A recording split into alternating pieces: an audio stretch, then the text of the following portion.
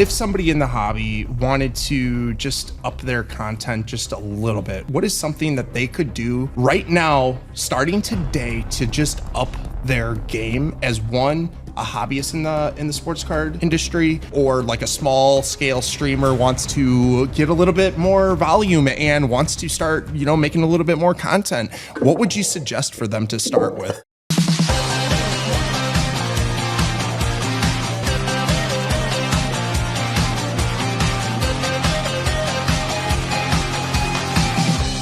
Ladies and gentlemen, welcome to the Sports Card Hustle, newly named podcast, the second episode here at Black Gold Sports Card. I am Danny here with Bryan, and joining us over the interweb, we have Jason Bernhardt, owner and content creator at Black Gold Sports Cards. Thank you for joining us, Jason. What's up, guys? Pleasure to be here. First official inaugural guest. It's very much an honor for me. Thank you, dude. Yeah, I was super excited for this, man. Yeah, once we got our technical stuff, we didn't get a 5-minute breather before we jumped right into it, but we're good. In case you guys can't already see on the video, I'm sweating. It's hot down in Florida, so we'll give you a break. Yeah, we did have some technical difficulties for you guys at home. It took us about 30 minutes to click a bunch of buttons and fix the mics and get everything set up. So hopefully it looks great on your end. Obviously, that'll be a thing that continuously improves. But should we just get right into it? Let's go. World Series Game 3 last night.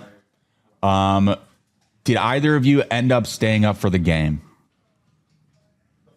Man, I made it to the 17th inning. I had one eye open the whole time, laying in my bed, tossing and turning like, when will this game ever end?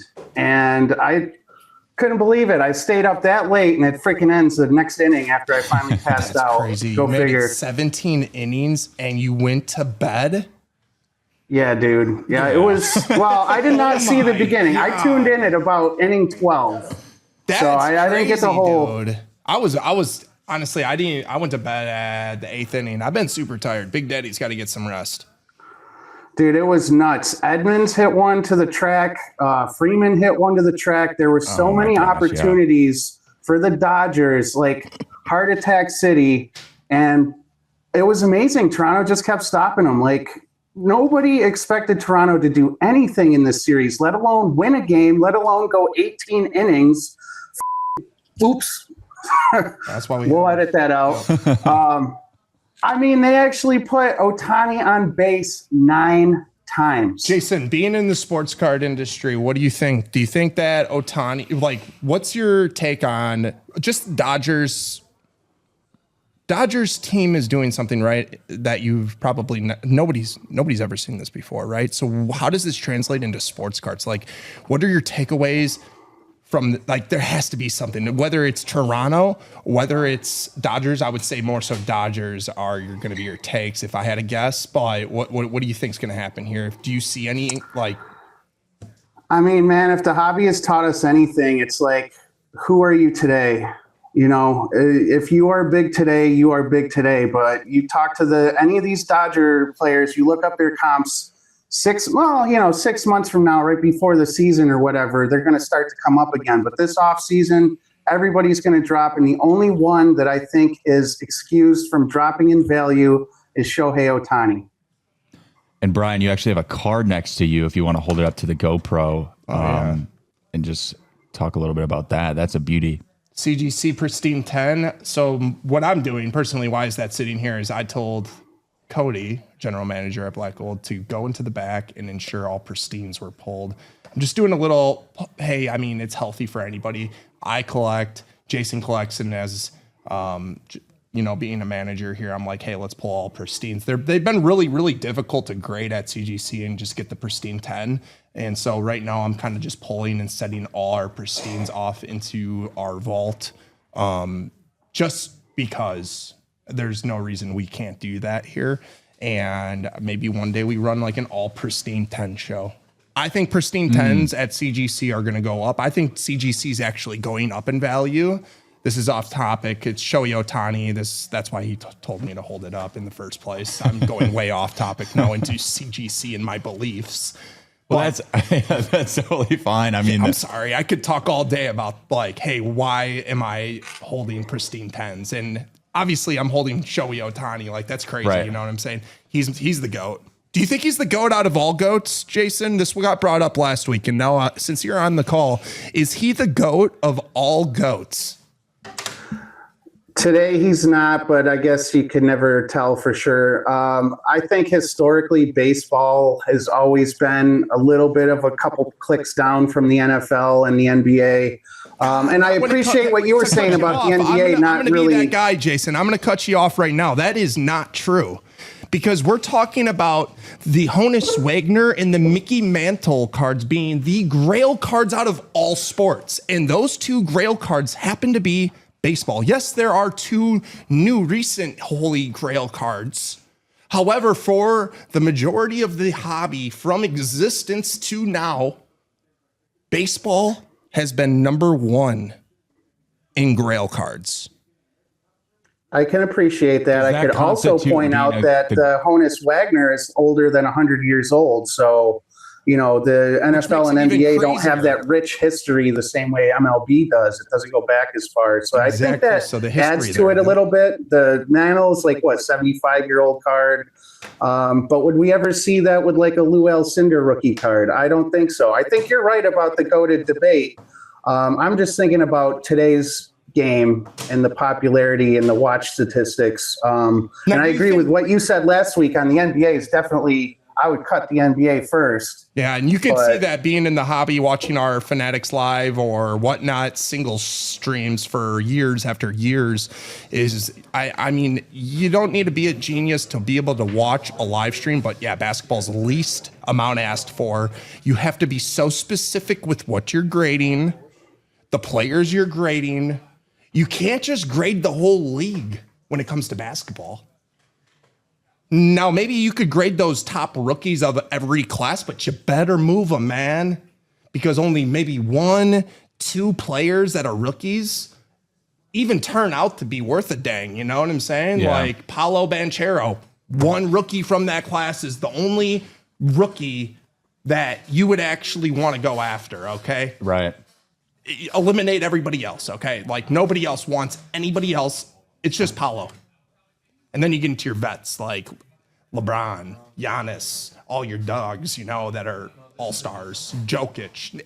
And even saying that, like, you need like an out of 10 vet in basketball to be worth anything. Like, you get a blue numbered out of 99 select H2 Nikola Jokic card. It's like a $10 card. Yeah. It's sad.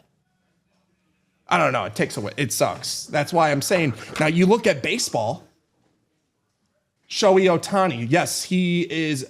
I mean, you can't even consider him a vet, dude. He's been in the league for what, 5 years? He's only 31. He's young. Yeah. 2018 rookie.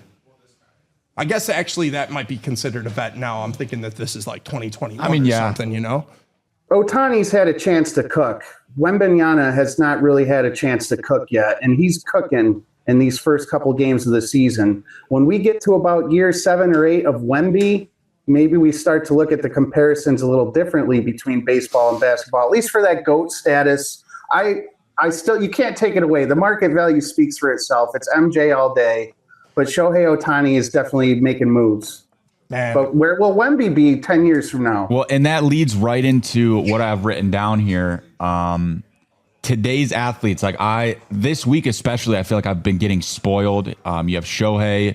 Actually, last night he reached base 9 times, the first time in World Series history, and he was intentionally walked 4 times, which is the most in any postseason game. But then between watching him play, and then I have NBA League Pass, and I've been watching a lot of Wemby, and it just doesn't seem real what these guys are doing. Question for you, Jason. You made a comment, and I'm still stuck on this. Honestly, I can't get past this. We're going to stay on this subject because I said so. You said the only player this offseason that you believe will maintain value will be Shohei Ohtani. However, you have Freddie Freeman walking off. Not just 1 year, man. This is back-to-back World Series for Freddie Freeman, all right? So you're telling me right now Freddie Freeman drops in the postseason? Well, it's unprecedented for his career because he has not done it twice in a row before. But if we were wise, we'd have Card Ladder or an equivalent app pulled up. We would see and check what those numbers look like after last year's World Series. I cannot imagine that Freddie held his value because even Patrick Mahomes drops in value. You know, everybody drops in the offseason. And I would even imagine Shohei would a bit too, but I don't think to the same degree as his teammates. One guy, Teoscar Hernandez, that should be a dude. Dude, he's good. He's so good, man. He is so undervalued as well, if you think about it. What team was he? Was on Toronto, I believe, when he was a rookie, wasn't Seattle. he? Oh, maybe he started there. I know he's on Seattle out with Toronto, before. I'm pretty sure, as a rookie. Yeah, he might have been. Almost positive. I just know I got one of his Mariners cards. He was Toronto as a rookie. How do I know that? I was digging through our bins here at Black Gold Sports Cards, and I found Teoscar Hernandez as a Toronto. I'm like, oh my God, dude, he was a rookie in Toronto. I started looking for it. We probably have so many of his cards. It's insane, but that guy's good. He has some weird power. Secretly, he's doing steroids, I think. And was that rookie or first? You heard it here Or maybe first. We're both. breaking the news. It's going to be a steroid scandal. I'm calling it right now, dude. Just saying. So as a newbie card guy, does value fluctuate a lot game to game, or is it more so, is it like a longer process? Like if you have a great series, then your value would fluctuate, or would like a Freddie Freeman card boost up last night right after the walk-off? There's no question. Single game performances, especially historic ones, will always boost. And you see it all the time in the NFL, right? Like a second stringer comes up because the first string quarterback got hurt. All of a sudden, his cards are going up 30 to 50% in one game. It might even be before the game he plays. People are just anticipating it's about to go up. So, yeah, the market is very volatile in that way. And you know, your long-term holds, your GOAT cards, your Hall of Famers, you know, they're obviously going to be a lot more stagnant, a lot more safe. Yeah. But, you know, some guys... I'm going back to Freddie Freeman. I am pulling up Freddie Freeman card ladder statistics right now, and I'm sending them to your to our marketing chat right now. This is the last 3 years, I believe. So I'm going to show you and walk you through this real quick because this is insane. Card Ladder, guys, if you haven't downloaded Card Ladder to be your go-to sports card app where you're looking for sales, you're looking for data to back a buy or back a sale or a sell that you're trying to make. Dude, there's not another app out there that's better than Card Ladder, all right? So if you guys are in the sports card hobby, you guys are doing this as like a full-time job, you're maybe taking it a little bit more serious, your hobbyist in you is like, yo, I'm done using 130 point because it's hard to find comps on certain cards and you don't know where the value actually stands now. Well, Card Ladder is so nice because it has indexes that are built in. These indexes are being tracked by Card Ladder itself, where they have their team that inputs all this data and it accounts for all platforms being sold on. So Fanatics Collect, eBay, you got Golden Auctions, you have Heritage Auctions. I'm sure I'm missing a whole bunch of them as well, but there's even private sales in here. So like the Michael Jordan, Kobe Bryant, dual logo man autograph, one of one that was just bought for $12.35 million. It was manually entered by Card Ladder because they verified that the sale was accurate. So the next greatest thing about Card Ladder is that Card Ladder only tracks sales that are verified, meaning the sale actually occurred, payment was made. So on eBay, you could have an auction that ends, let's say right now, and the buyer backs out, never pays. Card Ladder is going to be able to verify that, and it's not going to put it in its system. It's going to eliminate it completely, so it's not like a fake sale. Yeah. I don't ask me about that technology. I don't know that, unfortunately. I only get paid a certain amount, so I can only tell you how much I'm paid. Sure. If that makes sense. Yeah. I'm not being paid enough to tell you that reason why. All right. I feel like that might be the best ad read that Card Ladder is ever going to get. So I feel like if you're listening, we need a sponsor. Sponsorship. I was hearing that too. Right here. I don't know what buttons these are, but No, that's the wrong. Okay, so we're not getting a sponsorship. Okay. Got it. Thanks, Carliner. Appreciate you. Those. Anyways, hopefully we can maybe connect and get you guys on the air here and talk a little bit about your app in the future. Anyways, so I just sent over a couple screenshots for you guys to take a look at. Freddie Freeman. So if you guys on the broadcast, yeah, if you guys actually go back to October 20th, 2024, I'm going to send that right now to our marketing chat. I am hovering over it. You guys can see that the market is crazy. It's actually higher than it is right now. But you see the spike that just occurred right there is October 20th, 2024. Huge spike. That was in the heart of the playoffs when he was going off, okay? Yeah. You go to current day, his market is, like Jason had said, it's lower than what it was last year. However, last night could change that. So if you invested in Freddie Freeman, guys, I would suggest getting those cards out and maybe putting them available on the market at a price that was higher than last year's price, which was pretty high. I can imagine it can never be any higher than it is today or maybe the next couple of days. Yeah, the sales volume is going to be crazy on Freddie Freeman. Wow. Can you believe buy it now, guys? Tonight? If you throw that on a 5-day auction, you might wait a little too long. That is true. Dude, I can't believe they played it. They played at night? Yeah, so once the game ended, they played 19 hours after the game ended last night. Dude, if I was a professional athlete on one of those teams, I'd just call in sick probably and just say, hey, I'm not going to show up. No, Yamamoto was actually getting ready to pitch. That's wild. I just read that on your little talk through sheet. That's insane. I didn't... Does the guy have a rubber arm? I don't know. They were showing it like warming up. I wonder if the guys had Tommy John in, like, when he was younger to get himself ready for this type of a moment. Because if he had Tommy John, listen, you're talking to a guy that actually had Tommy John. Mm-hmm. Like, literally.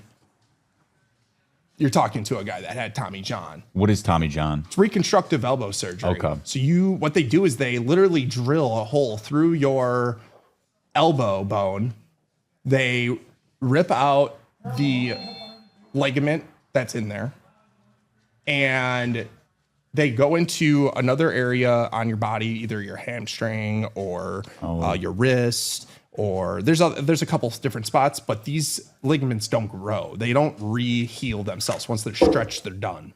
Mm-hmm. So what pitchers and baseball players are doing is when they're younger, before they go to college, they're getting these surgeries before they even hit college or the pros. Why are they doing that? Because they don't want to have that surgery when they're in college or in the pros. They want to have it before. It lowers their chances of ever having the surgery while the most important time of their career is going on.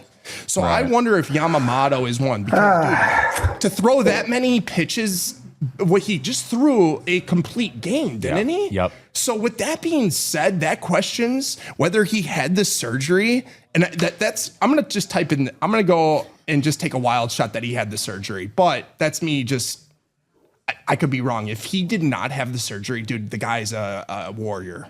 Well, it's just crazy. I mean, granted, it didn't get to that point, but he was like, the broadcasters were freaking out. They were showing him in the bullpen getting ready. Jason, crazy man. Would you buy Yamamoto? Not right now, huh? I'm a little hesitant on pitchers. I'm on boards a little bit with Skeens, but I don't really have much Yamamoto right now. Unless if it's Ohtani. But that's crazy. I had no idea that these kids out there are half man, half machine, $6 million man, infusing technology into their very core of their bones and tissue to get a competitive advantage. It's like Happy Gilmore 2, the maxi golfers snapping their spine bone or whatever it was to get that extra boost. I've never actually heard of that. That's all crazy. Wow. Yamamoto has not had Tommy John surgery. Well, that you know of. If it was cosmetic, it wouldn't be reported. And, as soon as the game ended and everybody was mobbing Freddie Freeman, Shohei Ohtani made a beeline down the left field line straight to Yamamoto's arms. Aw. That's cute. Nice Where was romance. Roki? Yeah, where's Roki? He pitched 2. But dude, last all night, right, though. how about this? Here's the question. Do you want to risk your player getting hurt versus putting in a position player when you have 0 bullpen left? What do you do in that position if you're a GM, manager, whatever? You gonna risk it for the biscuit, or are you gonna toss in the guy throwing an ephus? Man, that's a good question. You know, it's do or die. Maybe they feel like they don't have a choice, right? Well, it also mean, sounded like Yamamoto volunteered, like he stepped up to the plate, volunteered as tribute, and wanted to pitch if necessary. That's what the broadcast was saying, I believe. That's wild, dude. Man, he's so young to throw him that soon, and like, man, that does tolls on your body as a pitcher, Yeah. especially a major league pitcher. I got to believe there's a little bit of a different mindset with a Japanese-born player, too. I mean, I think that their morals and honor, you know, Sure. like you probably don't even think of any possibility of getting hurt. It's all about the honor and the glory. Are we going through a time period where we're not going to be able to compare these players like Ohtani, Victor Wembanyama to LeBron or Michael Jordan? Are we getting to a point where sports today are just built differently than they ever have before? Well, can you imagine For sure. someone in like 1970 watching Victor Wembanyama standing dunk, reverse, and one? Well, they were watching Wilt. Yeah, but then would Wilt ever pull up from half court and drain a 3-and-1? no, It's bro. like this is just a hybrid, like alien guy. Like you don't see anything like this. I've never seen anything like this. And it begs the question, like, as years go on, is this going to be normal for athletes? Is it just going to get crazier? Like, how do you even get crazier than what we're seeing out of Wemby or Ohtani? Dude, they're like mutants created in a lab. It's an evolving league, man.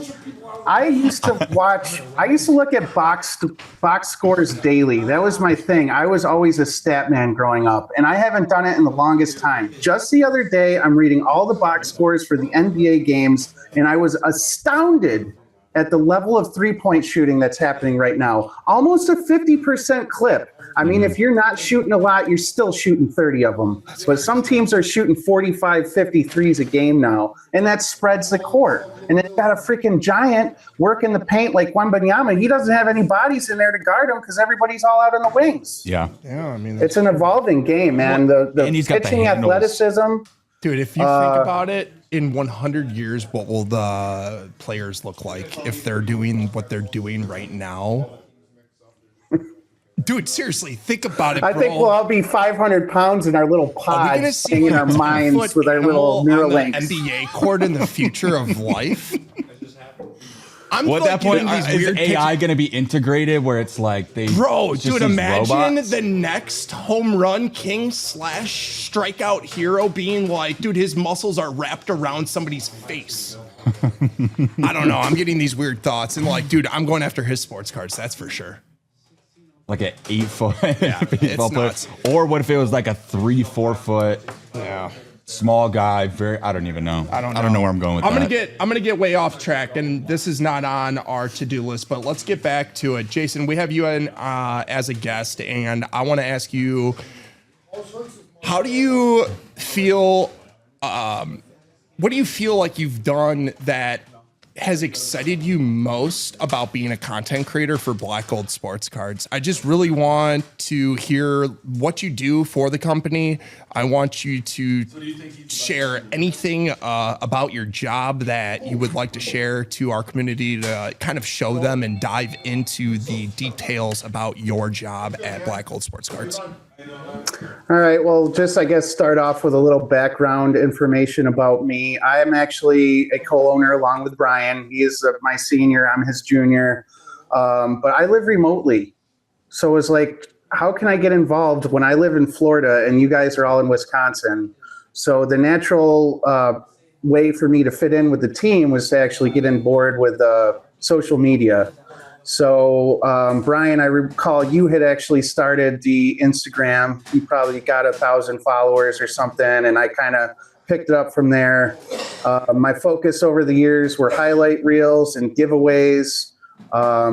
And if you say like what excites me most about doing this position, the giveaways are a big part of it, because the giveaways are not just giving away a card. It was also community building.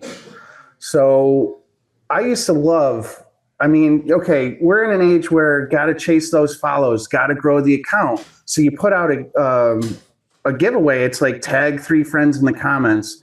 I never used to do it that way. It was predict the score. It was tell us your favorite player. Tell us your favorite team. Those were the community building aspects of social media. They didn't really drive new followers in the same way of, share to your friends, tag your friends. So, and artistically, I used to love Bryan. For those of you that did not see Bryan like 3, 4, 5 years ago on the stream, I'm talking madman. Bryan used to come up with the most random, funny stuff like you would not even believe.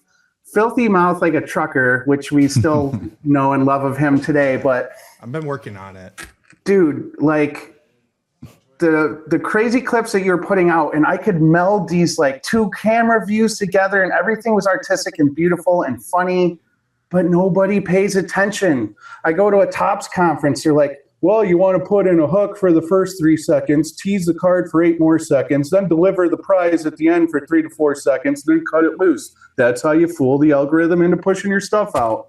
I feel artistically drained at times, like handcuffs on, but it's all about the numbers in social media. You got to keep growing. Pretty solid numbers. I mean, I'm looking at a post on Facebook that we have like 450 plus likes from a hit video that you created, which is, I mean, to see the spot that Jason has started and to where he has gone to current day is so insane. I also look at the value of the relationships he's built with the people that are on our socials, how grateful those people are to have found somebody like Jason and a content creator.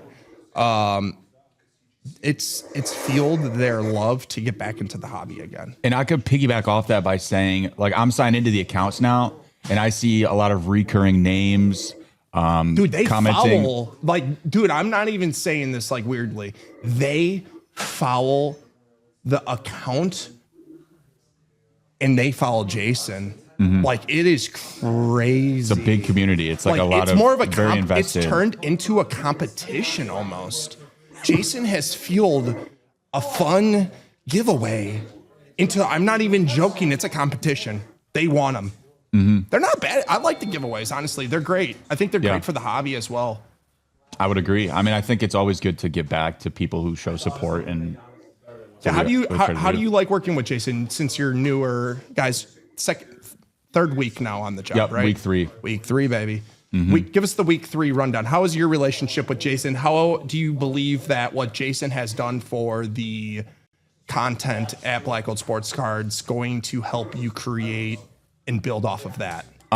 So week 3, working with Jason, I would say it's been very easy. I think he's just been doing what he's been doing to get us to this point. And then, he's producing great, like, highlight reel content. And then if there are ones that he wants to send to me, then I don't know. It's worked very well. I think we found a great flow. And then it's nice because obviously, especially this week, I've been working on getting this set up, getting this on Spotify, working on some graphics. So then it's nice to have 2 people, because then even if I haven't been as content oriented, I'm still working hard to try to get this show up and we can get this going too, because this will lead to eventual content. But it's nice to always know that, like, he just posted the Disney Chrome video yesterday, so it's nice to know that things are always happening in the background, that things are always something different too. So like, it's funny, you just said Disney Chrome, and that's like a 360. We've done Bowman Chrome, we've done Topps flagship basketball, we've done Disney, we've done UFC hobby knockout, We've done, I mean, dude, how many? Not that long ago, we had Dune, SpongeBob. SpongeBob. I mean, the list is crazy. So it really keeps you on your toes. I mean, you never know what to expect at the card shop. Well, it's just a fun environment too to like want to get into because you don't know what we're going to be doing. And it's like, that's the fun in it. It's like, it's always something fresh. We always keep up to date on whatever products are releasing and everything like that. I just want to take a second, though, to say, Danny, thank you very much for the kind words. And working with you has been a breath of fresh air. There's one thing that I can absolutely not do remotely, and that's work with the staff to put out great creative content. And man, when you came out with a Dick video, pardon my French, I am talking about cards with the guys named Dick. And it was just a hilarious video. It's gotten probably 500,000 views with all our different channels combined. Yep. And that was your very first video with us, dude. Like, what a bright future. Honestly, it was a great video. It was a great idea. It played out perfectly where it was funny but mature. Oh, yeah. It wasn't like too over the top. I thought it hit perfect. And I want to mirror the sentiment, Danny, that you are very, very easy to work with. I like to think of myself as very easy to work with. Mm-hmm. So if our last person in your position is watching this video right now, dude, I haven't changed and I'm getting along great with Danny. So maybe you might want to think about that when you're throwing stones at people in the future. But yeah, no, it's been great. I think that this podcast is going to take our social media content to a different level. It's going to open up a lot of doors for future relationships. I think with you, Danny, at the steering wheel with the new direction of our social content, like there's nowhere to go but up, man. It's going to be awesome. Bryan, you did a wonderful job with your hiring. We went through a few different people. When you find something, like I'm a firm believer, when you find something, you just go after it. And obviously there's levels of how hard you go after something. I'm not like the type of person. Sometimes if something's really not that great, I'll take a couple days. I'll take a week. Hey, I'll get to it, you know? Mm-hmm. But if you really, really, really want something, like honestly, just if they're good enough for you, hire them now before they go find another job. Honestly, it's pretty much how it happened. Honestly, it was the weirdest thing ever. He literally walked in on a Friday in like sweatpants or sweatshorts and a sweatshirt. And I think it was actually this sweatshirt. I'm like, Cody, go and handle this. Like, dude, I don't want to. This another walk-in. What the heck, weirdo? Well, I started talking about like video numbers, and all of a sudden, like you spawn from your office, and you're like, I started listening. I'm like, okay, he's talking about a million viewers coming into on a consistent basis. So it's not. I'm listening. I'm eavesdropping to the max. And I couldn't believe. I'm like, dude, this guy's getting millions of views. He's saying at least. Let me see it. Mm-hmm. Let's see. And he starts showing me, yeah, sure shit. This guy is a great content producer for sports. And he seems like he's eager to learn about sports cards, which even makes it even better. I'm just really happy watching Jason be able to work with our content creator, because I believe that if Jason and Danny work together, our content will be nonetheless one of the best content creator sports card shops in the country. That's my honest opinion. 2 + 2. Danny does things that Jason doesn't do, and Jason does things that Danny doesn't do. And it's just a perfect mix. Yeah. And then having both of those like different perspectives at the same time, I think just broadens the opportunity for people 100%. To tune in and start following. So that's crazy. I think it's awesome. So only way is up. Anyways, and may that, if I may, may that be a lesson to other sports cards companies out there. Like, even if you are hesitant or nervous about content creation, I promise you, with repetition, it becomes easier, more natural. Nobody gets 1,000 views on their first video. You're going to struggle for a while. That's just the way it goes. But to go without any social media presence in the 21st century is a grave mistake. Keep up with the Joneses, get yourself a content person or learn to do it yourself. I will be the first person to admit my content is not the most advanced and beautiful professional work, but I had to learn all by myself, zero taught. I use my freaking phone. I don't even have a whole grand laptop PC setup at home. It's me and my phone, and I grind out little videos. And you know what? With enough persistence, you will see results. Yeah, and so to elaborate, a question off of what you just said, if somebody in the hobby wanted to just up their content just a little bit, what is something that they could do right now, starting today, to just up their game as a hobbyist in the sports card industry, or like a small scale streamer wants to get a little bit more volume and wants to start, making a little bit more content? What would you suggest for them to start with? Well, it can't always be about highlight reels because, hey, if you don't have product, you're not going to have something to make a highlight of. Or if the boxes that you opened were not as good as you had hoped they would be, you're not going to have content to make around them. But you know what? You always have content to make is of you. People love to watch other people work. It's like we all want to secretly be a foreman and just watch other people work. Have you seen these videos online of a landscaper that shows up to somebody's unkempt house and cleans it all up? They set a phone on a tripod and they do their work and they get tens of thousands, if not millions of views. Because people appreciate watching people work and put in that grind. I don't know what it is about our psychology. We're all mental foremans and we love to watch it. So mail openings, you're probably getting product in the mail every day. Film that. How about shipping orders? One of the first videos, Brian, that we ever did was of you in our office on the floor with about 4,000 mags cases, and you were just bing, bing, bing, bing, just you had to unwrap the package. You had to take the card out. Oh, yeah. We did the time lapse, dude. It was probably like a 2-hour process that we condensed to a minute and a half. Smokes, that's like a whole, that's like 6 hours probably easily. Apart plastic and throwing it away. Yeah. And then putting the cards inside the, oh man, it's a process. But you could see these stacks going like. Yeah. Oh, yeah. I mean, super easy. And this was at a time when we had 0 followers. Maybe not literally, but like we had almost no followers. And that got like 2,000 views because it was just compelling content. Yeah. At the time that our other stuff was getting like 26 views. That's easy. And there you go. I mean, like if you're just getting in the hobby and you're like, how can I make some can I also add to that? Sure. Because I think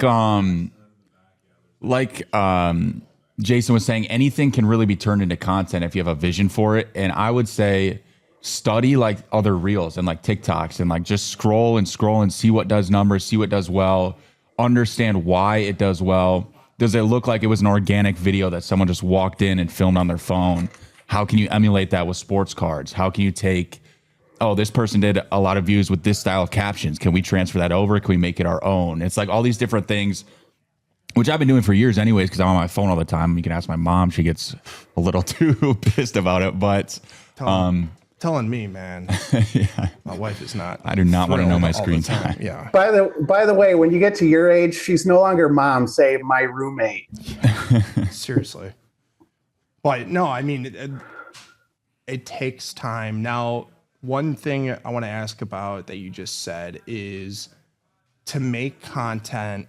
Do you think that if, let's say you're like in your 40s or older, how old are you, Danny? 23. You're 23. So when you were saying, okay, maybe you study it, is it possible for any age to really study it? I mean, obviously, if you're younger, I feel like you're just more like, hey, you're taught during school, technology prone, whatever you want to call it. As you get older, things change so fast, it could change without you even realizing it. But you weren't taught when you were young to be or to be high, or understand actually what's going on these platforms. Do you think that still, even if you're 40, 45, 50 plus, it's possible, right? Like for anybody to really study TikTok, Instagram, Facebook?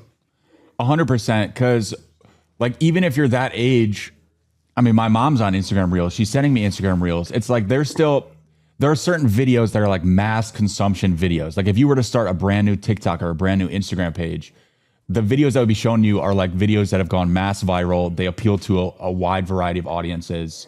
So then like you will see naturally on your For You page whatever type of content you're mostly interested in. But then if you think about it from a broader perspective, there's all these other different For You pages. There's like billions of different custom For You pages. And it's like if you can find, I guess, more so content in whatever hobby you would try to make content about, or like whatever category, whatever theme it is, then I think that can plant a seed. But then you also want to take outside inspiration from these mass videos, the videos that get in front of people's eyes that everyone can enjoy and understand. Like I think making people understand what's going on and giving context is super important. And it doesn't have to be this over-edited, overproduced video. Like a 40, 50-year-old guy could, if they have a good concept and they can convey it very simply with just their face and their voice, but it's something that draws people in right away and keeps them watching, anyone can do it and become a content creator. And there have been like older people who have been successful doing that. And even like grandmas and grandpas have just randomly gone viral. Like nowadays, you aren't in control. It's like you can put out what you put out, but at certain points it becomes out of your control and it just snowballs into something that Yep.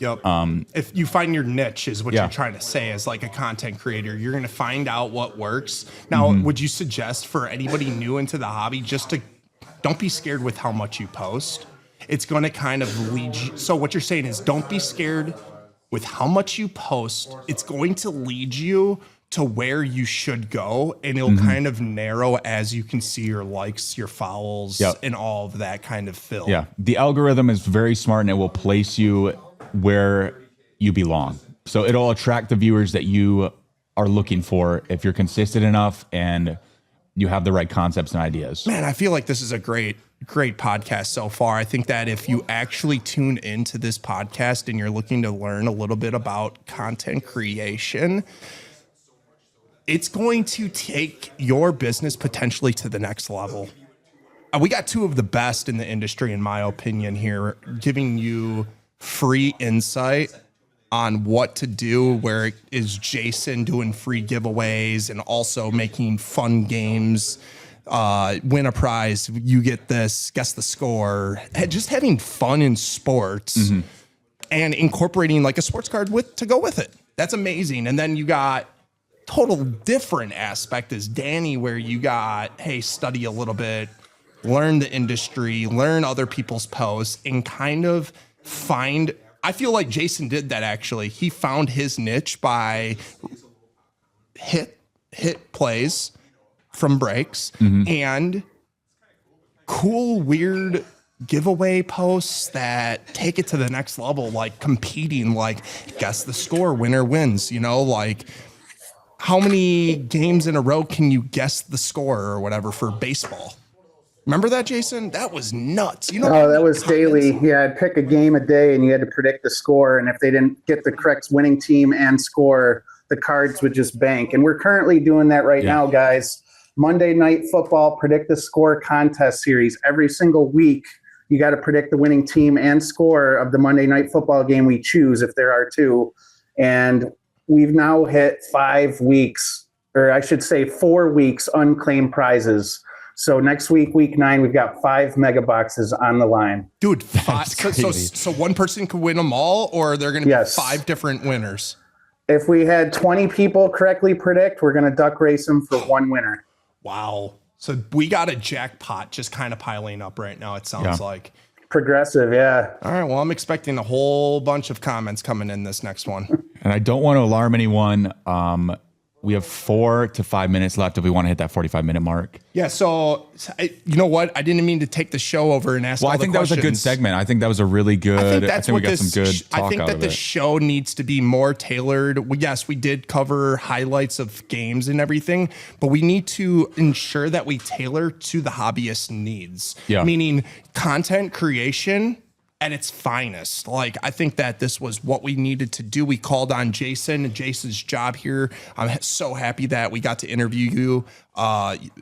Thank you for everything you do for Black Gold Sports Cards, because I'll tell you what, I can guarantee you that every single person on the team is grateful that you're here, regardless of what you think. I know you're very hard on yourself sometimes. Take a breath. Yeah, take a breath. No, I'm happy to support the team in any way I can remotely. You know, it doesn't end at social media. I do what I can in lots of different little ways. But I feel an immense amount of pleasure and gratification being part of this team. And all thanks are really, I mean, Bryan, I know you're in the pilot seat, you're in the captain's chair.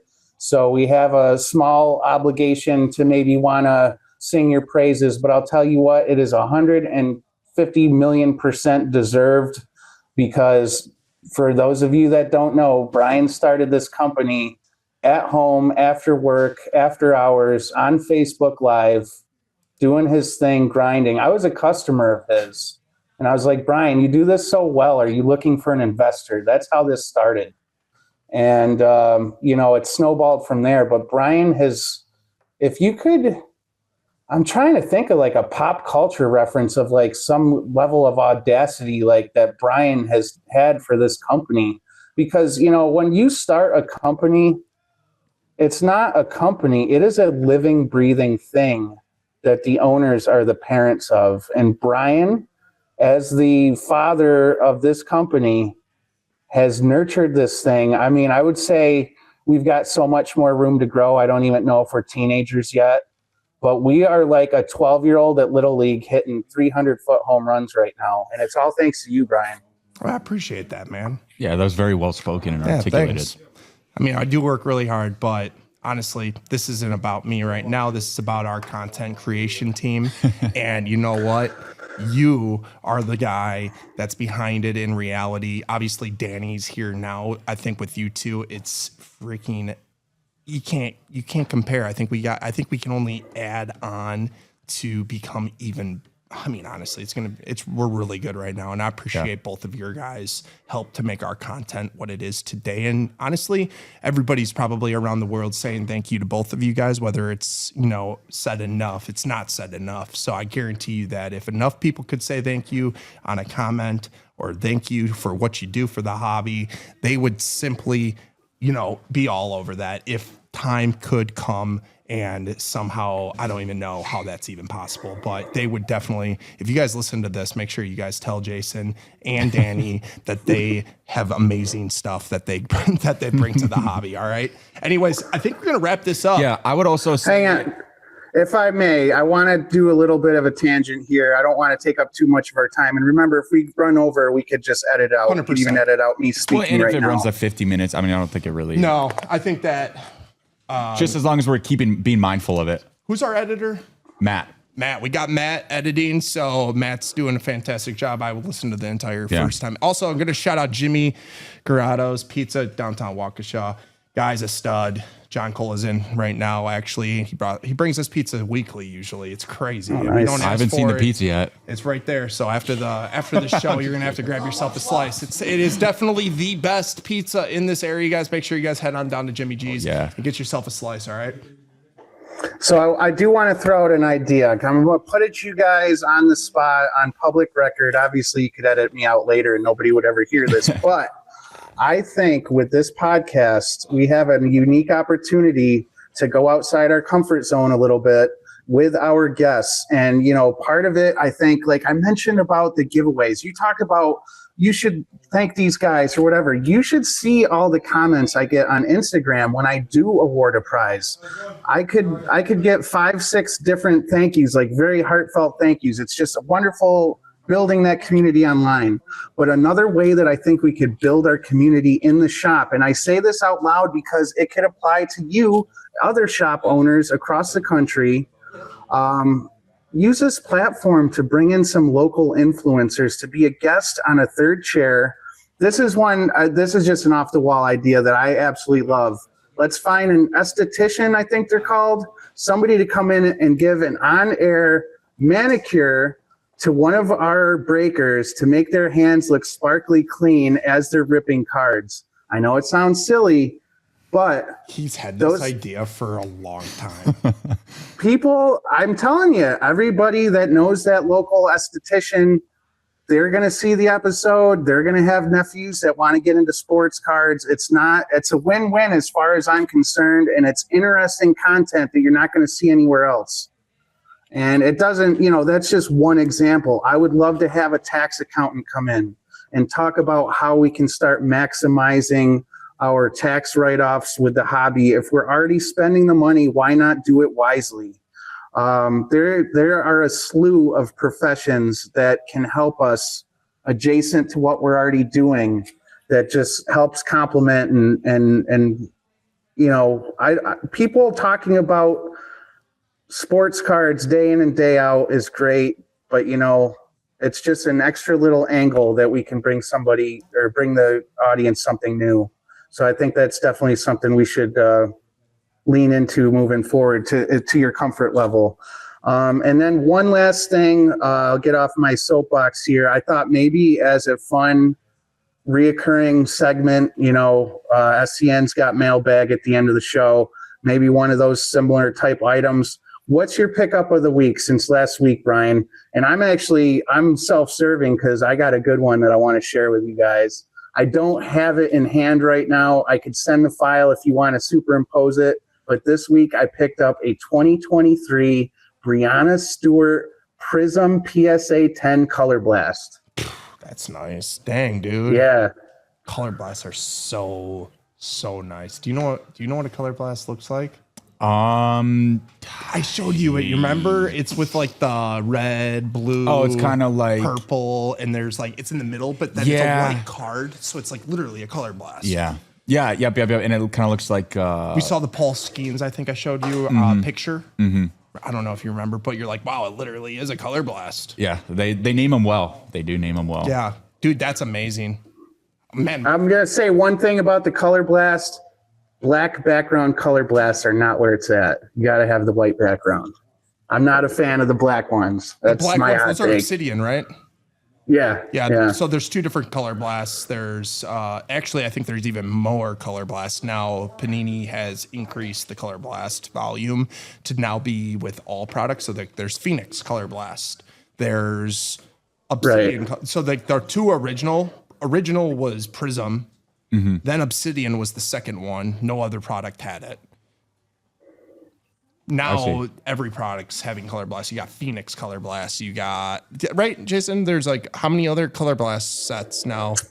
We've been in Topps for so long, like so ingratiated in Topps. It's hard for me to say I haven't gotten that deep into I remember Panini. back though when we first met. Before we were linked up. We were both Panini. Oh yeah, big time. My whole collection started because I completed the 2020 UFC Prism Color Blast set, all PSA 10, only one in the world. Dude, that's crazy. Okay. Yeah, he sent me all the cards and he graded them through Black Gold Sports Cards back in the day. It was insane, and then that's how we obviously got to talk. Yeah, and one thing led to another, and just like great person. Talking with Jason and he thought likewise, and then that led to just my ideas kind of for What was your pickup of the week? I would say the oversized Shohei Ohtani rookie Allen and Ginter PSA 10. That box topper? That came in this week? No. Yeah. Yeah, you want me to actually go grab it and show it? Yeah, might as well Shohei. I would say. And go ahead. My pickup of the week. So I opened my first ever NBA blaster box, and I got a base hit Kyle Kuzma for the win to start my collection. So that was super exciting. There was actually one thing I wanted to add from last week's pod because I was watching it to completion yesterday. Ooh, let's take a look at that thing. Dude, this thing's so nasty. It is a 2018. I'm going to have to take a photo of this, but... Man. That's rookie awesome. Too. That's it's a rookie. Bang. Is that like sepia or black and white? Yeah, it's like a little sepia. It's like a little sepia, it looks like, but... Sorry, She's a beauty. Yeah, that's really, really cool. And that thing got dude, I can't believe the story. This is educational. How many people knew that you could grade a box topper? I'm sure a lot of people do know, but a lot of people don't know. I don't know, but the fact that thing got a PSA 10. This is like a low pop. It's like a pop 8 or 9. Oh man, the thing is so gorgeous and it's such a strong time. I can't sell this one for the company. I think the company wants this just to be sitting around for a long time. I think it's going to go up. I'm really big on Shoei, and what he's doing is just simply amazing. So that might be worth getting a custom frame made, honestly. Yeah, the thing's really, really cool. I really like it. It's just kind of a piece of art. Yeah. I wanted to add one other thing about a card that's special to me. I really appreciated when I was listening to the full pod from last week, just yesterday, Bryan, what you had to say about your, oh God, the name escapes me, your rookie card of the football player. Which football player that your dad got you? Oh, that was the Charles Woodson, Topps Chrome. Woodson, yes. So for me, I have a card like that too. And my dad just passed back in July, so it's like even more important to me now, and I would never sell it for $1 million. When I was like 12 years old, we used to go to his hometown, and they had a sportsman shop.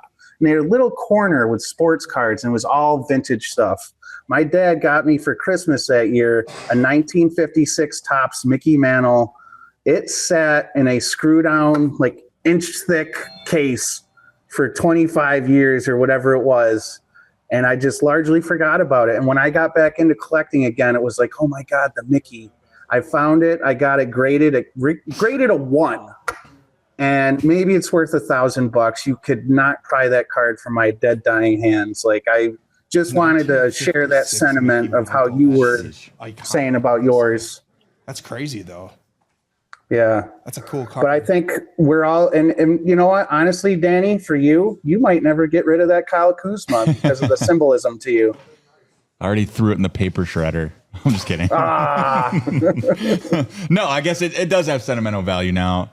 I got to get a binder and get some things together, but yeah, binder's the way to go, man. If you're not going to grade your stuff, throw it in a top loader binder, guys. Okay. You're not using top loader binders. There are some nice binders that you can buy that are built-in sheets and stuff like that. You could also just go, obviously, standard binder. We have binder holders here available at the shop, actually.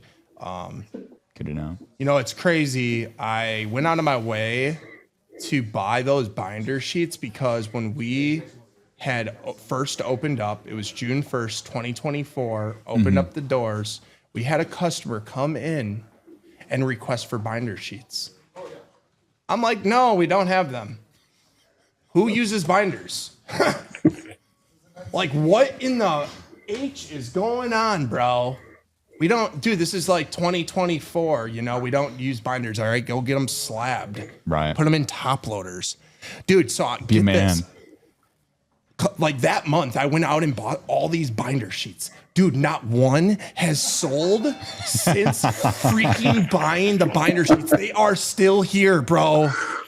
Nobody's buying them. What the heck, man? Come back to our shop. Where are you? I bought them for you. You just disappeared. You screwed me with hundreds of dollars of binder sheets now. I was counting on you buying more and more every month, and you just vanished. I'm sorry. They were all for you, whoever you were. Apparently, he doesn't like us. What? I'll tell you what, if they never improved the technology of binders, I would have never went back to them. Putting a soft card in a soft sleeve binder is scary to me, but they do have them now for top loaders. They can even fit like kind of thick top loaders in them. And I found out they got binders with 4 slots for PSA slabs. Yeah, hey, I'm going to go grab something real quick to give you Should we just to show you. Oh, okay. I don't know. Yeah, I guess we're about ready to wrap it up. I got to get going to get my kids here in a minute. Yep. Yeah. Also, but yeah, it's been fun, man. Thank you for having me on. Oh, absolutely. Sorry, this is show and tell. But all right, so we sponsor Hobby Defense in our shop. I know that guy back there. Oh, no way. Crazy. I just saw him last weekend. Yeah, you lying. So we sponsor Hobby Defense here at Black Gold Sports Cards. We have all their hard cases. And since we're speaking about binders, this is a slab binder. So just to show Danny, this is what a slab binder looks like. These are all personal cards, obviously. We were gifted this at the National. I'm like, I could use one, so I put it in my PC. I do need to get some of these for our shop, though, to offer to customers. Tom Brady nucleus. I just thought I'd throw a couple in there. Oh, you that know? Giannis is a gorgeous one too. I could love obviously this. fill it up, but yeah, they're really nice. And Yeah. so, I mean, it's just super nice because now instead of going to a show with a huge backpack on, you just kind of take your hobby defense book and bang, show a dealer, okay, I'm looking to move, this. There's just something about being able to sound flip is through so pages like satisfying. that. Yeah, and you can obviously store a lot in here, man. Yeah, as my collection grows and hopefully I get some better cards, then hopefully I can. Do need to get these for the shop though. Just that Yeah. that supplies wall is so packed right now. Need some people to come in here buy some supplies. So if you guys are looking for your supplies, Black Gold Sports Cards, Yeah. 2327. And the guy who made him get binder sheets, we're putting out a bounty. Yeah, on that. we need APB. to find that guy. Honestly, I'm thinking about just going back onto the Ring cameras back when we used to be with Ring, and looking for a face. Yeah. Because I have tons of binder sleeves here, and not one has ever been purchased. It's pretty depressing. I'm not gonna lie. Like, you went out of your way to satisfy a customer, Yeah. and dude, it's been over a year. It's like a year and a half. I've been on a cold streak of these binders. Dude, I could go to the goddamn storage locker. I guarantee you that we have 3 cases in that locker. But dude, I don't even want them here anymore. I have 1 case here and it doesn't even sell. With that being said, I think that's a good point to wrap up the show here, guys. Thank you so much for tuning into. Excuse me, I was just bumping my face with that. Okay, the Sports Card Hustle. This has been episode 2 with Danny, Bryan, and Jason. Peace. Thanks, guys. Later, Jason.